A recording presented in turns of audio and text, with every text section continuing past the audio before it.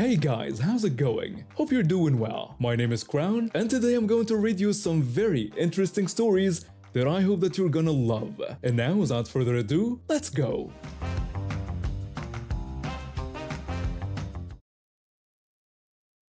My grandparents own a small restaurant in northern Spain in a tiny village with only about 30 people living there. The restaurant has been in our family since 1941, when my great-grandparents started it. During summers, when I was a teenager, I would help out there. The place wasn't very big, just 8 tables inside and sometimes 2 outside when the weather was nice. The restaurant is actually on the ground floor of our family house. My great-grandparents lived upstairs. My grandmother and great-grandmother did all the cooking, while my grandfather and great-grandfather took care of serving the customers. Many locals would spend hours there playing cards and drinking. It was like a second home to them. Even though we were in a remote village, we would get some tourists every week during summer. Since my brother and I were the only ones who spoke languages other than Spanish, we always had to handle the tourist tables. Our restaurant hours were from noon to 10:30 p.m., but the kitchen was only open from 1 to 3 p.m. and again from 7:30 to 9 p.m. We only offered one fixed menu for €10 that included a starter, 2 main dishes, dessert, and either cider or water. This incident happened when I was 17. It was around 4 p.m., which meant the kitchen had been closed for an hour. Most customers had finished eating and were just having coffee or drinks. My grandparents and great-grandparents were eating their own lunch since they always waited until all customers had been served. My brother and I were in charge of the tables. I heard a car pull up outside and then a woman speaking loudly in English. As soon as they walked in, the woman demanded a table, mentioning that someone from their hotel had recommended our restaurant. I told her that the kitchen was already closed since it was past our serving hours. The woman complained about getting lost on the terrible roads and questioned why there were improper signs. She also mentioned they had a hungry child with them. I apologized for their situation and told her I would check if we could still serve them. I went to ask my grandmother, who agreed we could serve them since everything was already prepared and just needed to be heated up. When I returned, the woman impatiently asked if we would give them a table or not. She pointed at my grandparents and great-grandparents who were eating and questioned why they could eat if the kitchen was closed. I explained with a small laugh that they were the owners so they could eat whenever they wanted. I then told her they could eat after all and asked them to follow me to their table. I led them to their table and explained our fixed menu system. They gave me a strange look but seemed to accept it. I brought them bread and water, which they immediately began devouring as if they hadn't eaten in days. After I brought their starter, the father noticed our Wi-Fi network and asked for the password. I explained that the Wi-Fi was only for staff personal use. We had a very slow connection with limited data that my grandfather used for reading news, and my brother and I used for messaging friends. The father became angry, insisting that as paying customers, they deserved access to our Wi-Fi. The mother added that their child wanted to watch videos and complained about having no internet access. I apologized but said it was for personal use only. The mother then made a comment about how this would be unacceptable in America. I replied that we were not in America. After this exchange, the mother said something to her child, who then started running around the restaurant, stomping and shouting. My great-grandfather approached and asked what was happening. I explained the situation, and he asked me to translate his request that they control their child or they would have to leave. Upon hearing this, the mother yelled at my great-grandfather, calling him a dinosaur and telling him not to dare tell her how to raise her child. The father joined in, warning my great-grandfather to stay away from their child and calling him an old creep. By this point, everyone in the restaurant was staring at them.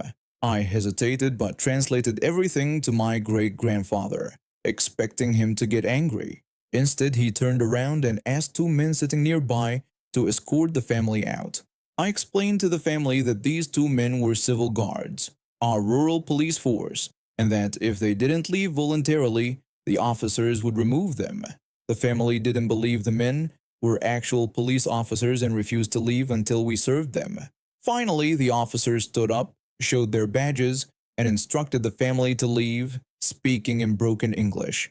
The family eventually got up and headed out, but as they were leaving, the officers noticed they had parked their rental car in front of our garage, blocking it in a clearly marked no parking zone. The officers requested the family's rental car papers, photographed the violation, and issued them a €200 fine for blocking private property. They tried to argue, but when one officer suggested they might need to visit the police station, they quickly got in their car and drove away. Later that evening, I spotted them at the only other restaurant in the area. They were sitting outside without Wi-Fi, looking miserable while their child continued to misbehave. Although I've met many wonderful American tourists over the years, these particular ones exemplified entitled people who expect everywhere to cater to their demands. I'm glad my great-grandfather handled the situation with dignity despite their rudeness. I'm a culinary student in my second year, and after months of applications, I finally landed a position at this family-owned steakhouse downtown. The owners are this sweet, older couple who took a chance on me despite my lack of experience. During my interview, the wife kindly told me that everyone has to start somewhere. Tonight marked my 2-month anniversary at the restaurant, and coincidentally, it was also my 6-month anniversary with my fiancé. He had texted earlier saying he had a surprise for me, but I didn't expect him to show up at the restaurant. The evening shift started normally. The restaurant was about half full, typical for a Thursday night. I was handling my section efficiently, taking orders and delivering food without any issues. Then she walked in. She sat down in my section and immediately pulled out her phone, positioning it on the table like she was setting up for a photo shoot. I approached her table and greeted her warmly, asking if I could get her started with a drink. She barely looked up from her phone as she demanded sparkling water with exactly 3 lemon wedges, not slices. She also insisted that she needed a fresh glass for each refill. I nodded and wrote down her specific request. When I asked if she was ready to order or needed more time with the menu, she told me that she was a food blogger with over 2,000 followers. She explained that she had announced on her page that she would be reviewing our restaurant tonight, so she expected exceptional service. She hadn't actually answered my question about being ready to order, but I smiled politely anyway. I offered to give her some recommendations from our menu, but she curtly declined, saying she didn't need any suggestions. She ordered our signature ribeye, specifying that she wanted it rare medium, not medium rare, but rare medium. She emphasized that there was a difference that true culinary experts would understand.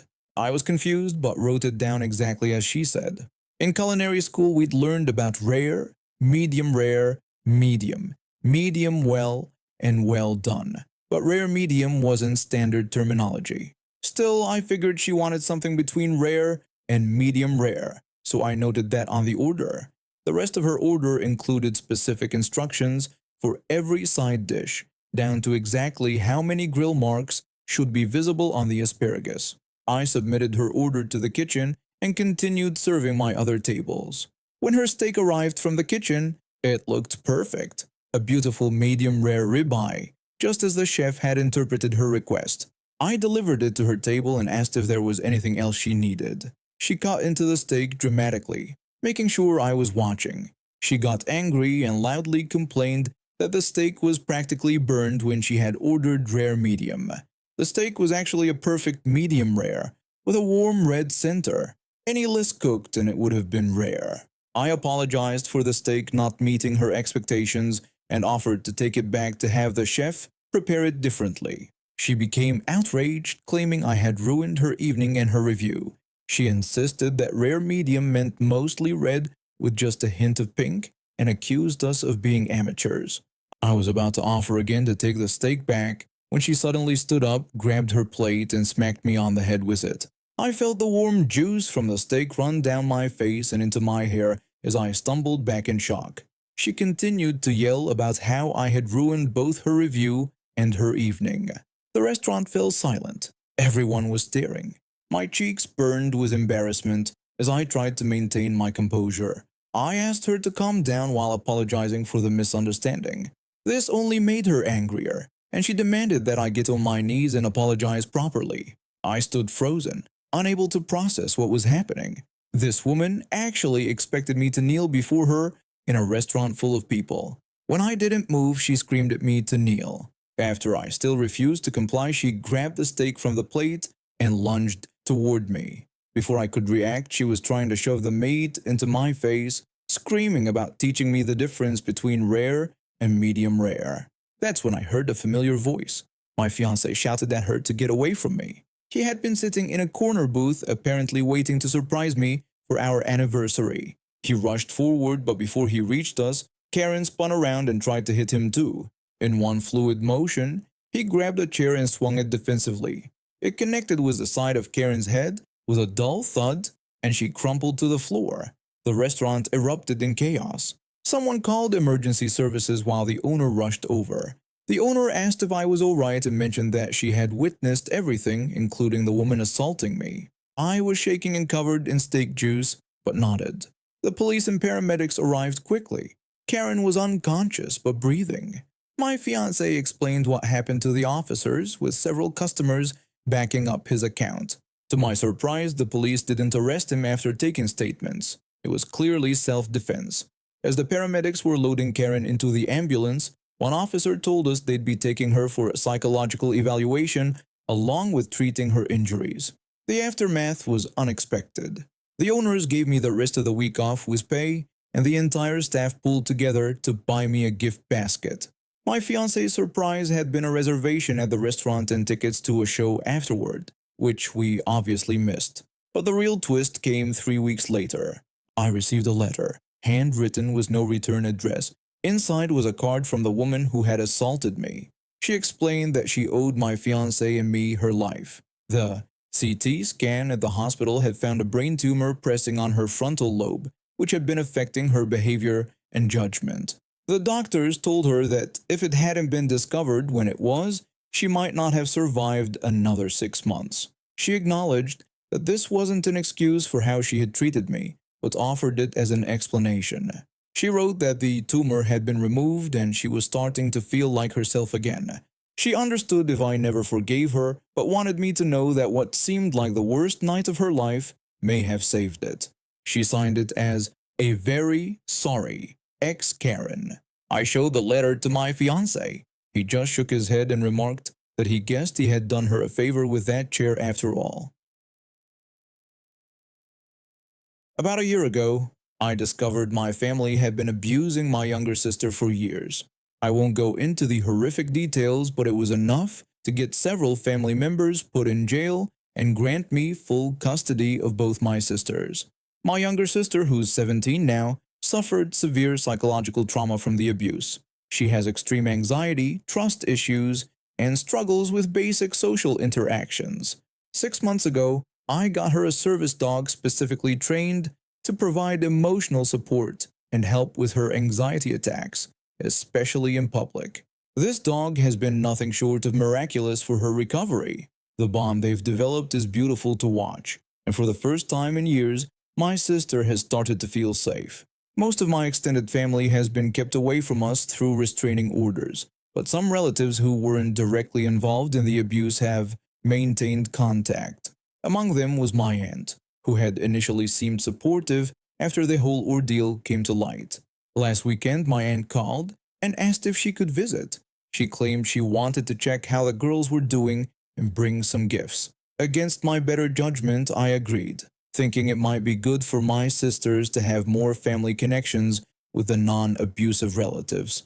When she arrived, things started normally enough. She brought some books for my younger sister and a few clothes for the youngest one.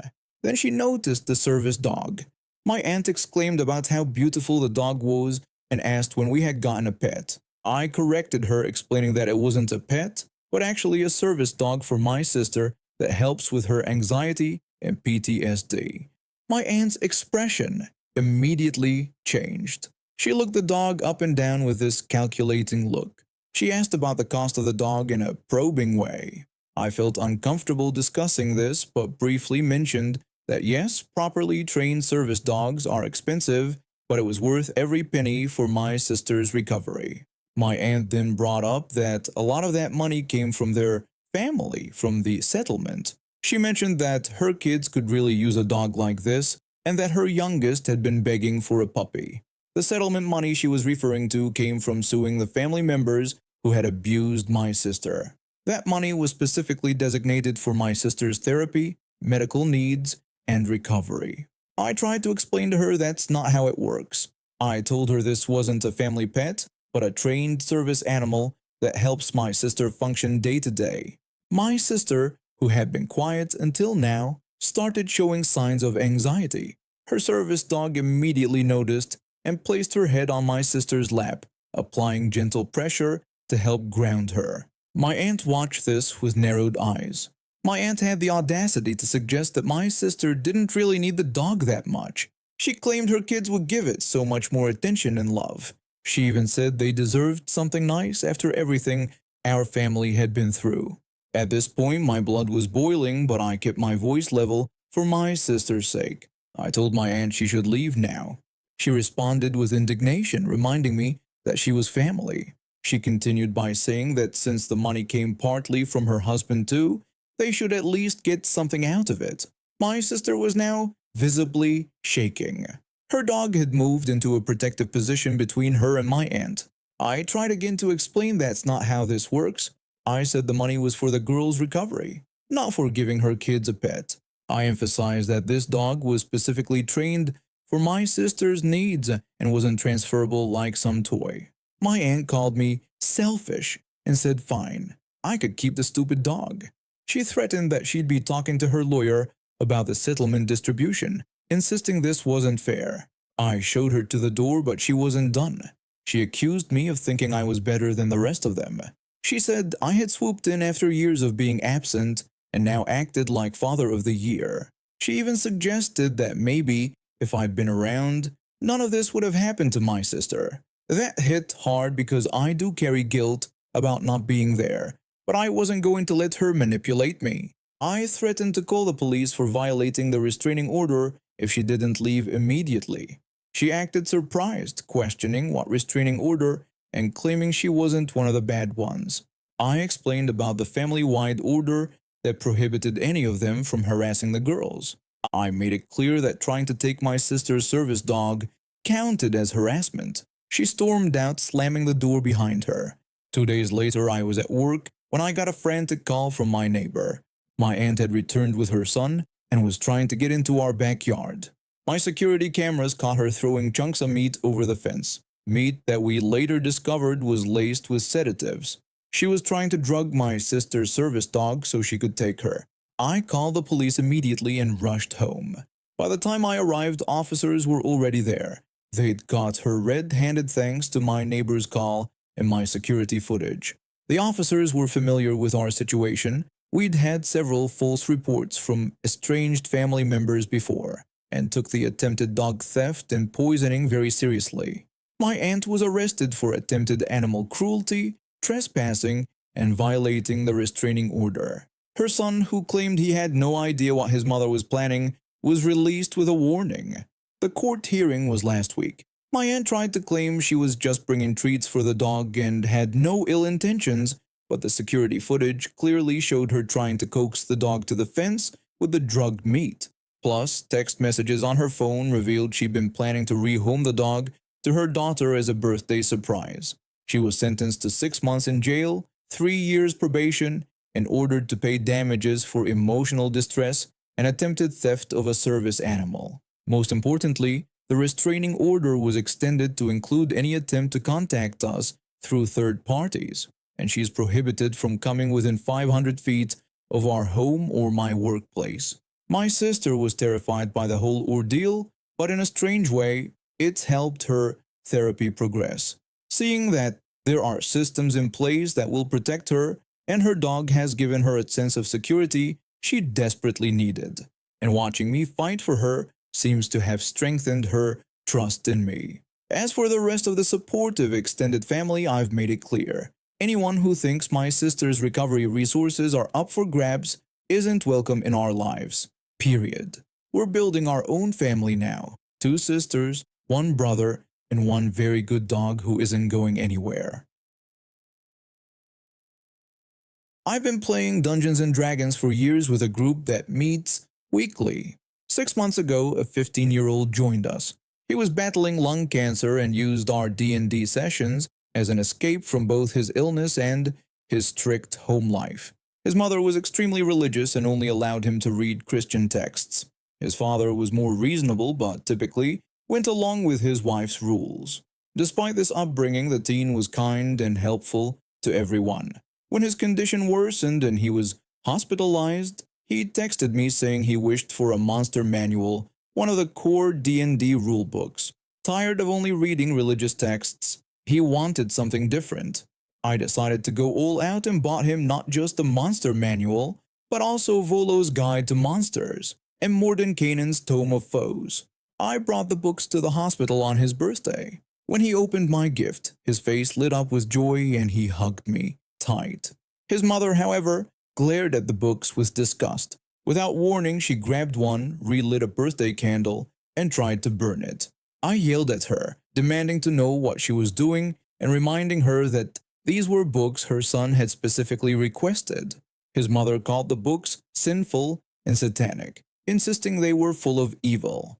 I argued that her son should be allowed to read what he wanted and shouldn't be forced to only consume Christian materials. She became angry, shouting about the importance of teaching children to fear God from a young age. I told her that, as a Baptist myself, I believed faith was between God and the individual, not something forced.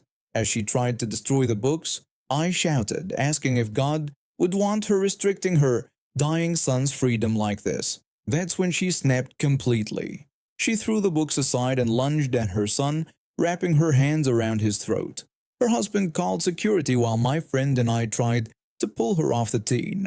She screamed about us being servants of the devil until security arrived and removed her. The father told us he would press charges. He and my friend filed for child abuse, assault, and attempted murder. During the trial, the mother tried to attack us and later the judge. She was found guilty on all counts and sentenced to 20 years, plus 10 more for assaulting the court official. In the months since, the teen's cancer has gone into remission. He now lives with his father, who has become supportive of his interests. He's our dungeon master now, creating adventures using those monster books I gave him. And now we have reached the end of today's stories. Thank you for watching, and see you next time.